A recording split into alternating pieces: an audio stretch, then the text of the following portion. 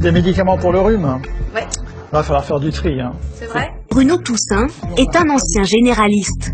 Selon lui, ces médicaments seraient inefficaces, voire dangereux, à cause de leur composition.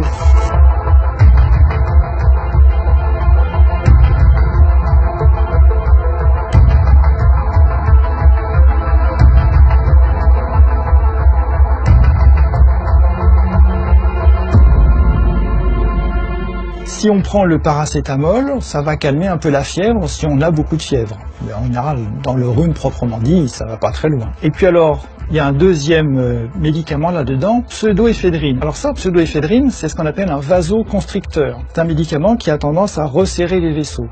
Alors ça diminue un peu les écoulements du nez et ça dégage un petit peu le nez. Ça fait pas des miracles, ça dure pas longtemps. Et puis surtout le problème bien sûr c'est que c'est pas spécifique du nez du tout. C'est un médicament en comprimé qui fait de l'effet sur l'ensemble du corps.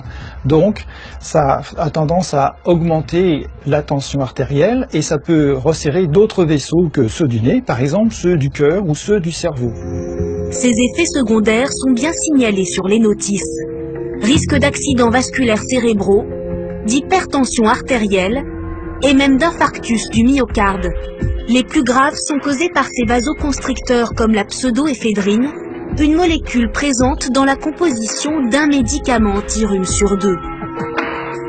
Pour Bruno Toussaint, le verdict est sans appel. Tous ces médicaments composés là, contre le rhume, faut arrêter de s'en servir, faut les retirer du marché. Alors en attendant que les autorités prennent les mesures qui s'imposent, en pratique, il faut que les patients comprennent que c'est des médicaments qui ne rendent pas vraiment service, ils sont beaucoup trop dangereux pour les services qu'ils rendent. Il faut que les médecins le sachent aussi, heureusement il y en a qui s'informent, et les pharmaciens également.